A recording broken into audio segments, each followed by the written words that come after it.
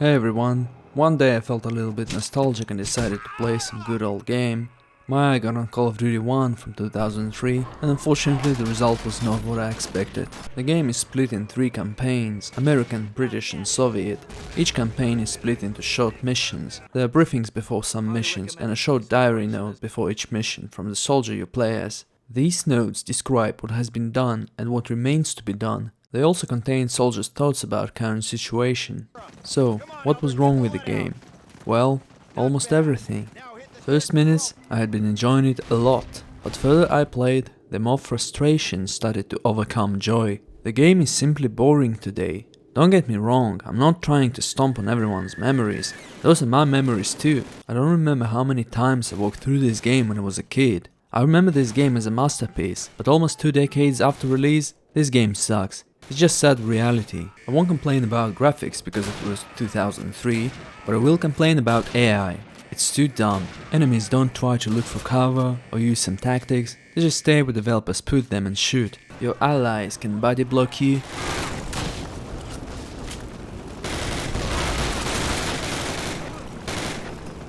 Your ally shoots into his own lorry in the pursuit mission.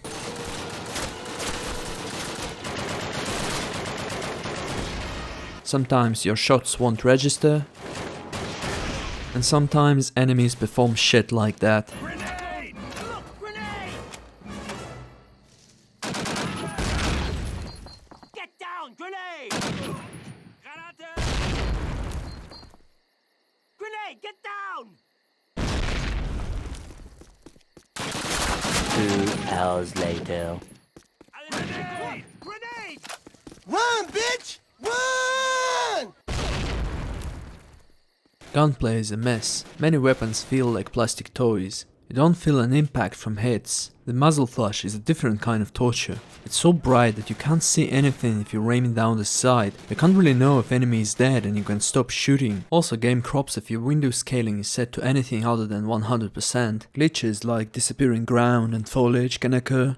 And level design sometimes can be annoyingly boring. The story is pretty weak too. Pawn has better plot than this. And if American campaign was more or less structured, the others make too many jumps. Then campaigns end abruptly without any conclusion. You don't feel that it was a long journey and you have accomplished some important goal. Also, I told you about diary notes. They are there for American campaign, but for British and Soviet, they are replaced by command orders. Should I tell you that this ruins your attachment to protagonist? You perceive him not like a living person but a killing machine. Protagonists also do not speak, which adds nothing positive to what I said before. And look at this font, god damn it, I feel dyslexic. The next thing I want to berate is sound design. This is incarnation of pain. I understand that gunshots are loud in real life, but I would like to be able to hear the dialogues. There are no separate sliders for adjusting speech and effects volume, so you'll have to read subtitles. You will ask me, doesn't this game have anything good at all? It does. A couple of great jokes like this one with a sign about Private Bell who didn't keep his head low in a training camp, or this one, Our Father who art in heaven. God's business. This is on you. I got it. Yeah, well, don't put it on me. But it's not enough to consider this game as worth playing today.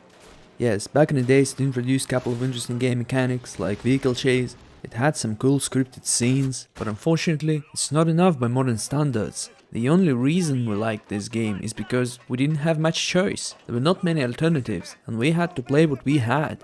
What about United Offensive DLC? I think it's slightly better. Level design is more intricate, they added some features like sprint, the action scale is bigger, but after 40 minutes it becomes boring too. Finally, I want to advise you against playing this game nowadays. You'll probably just waste your time. I'm sure there are plenty other old games that can entertain you. There are games that have amazing sequels which continue the great story of a game with arguable gameplay, but this is not one of them. By the way, look at the price tag. It's ridiculous. This is how a game of that age should be priced. Besides, those people who actually made that game most likely will receive nothing from your purchase. I guess that was all I wanted to say. If you have something to share, let me know in the comment section. I hope to see you in the next one.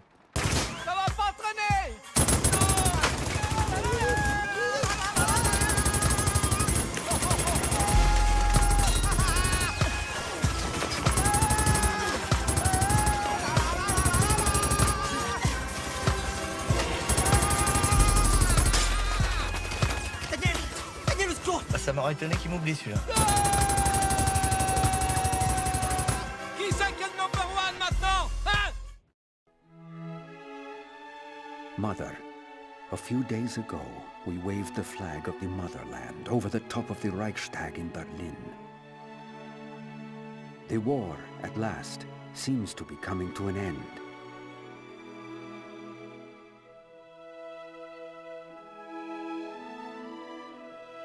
There is very little fighting left in the enemy. Soon I will be returning to our home. There are German prisoners of war everywhere.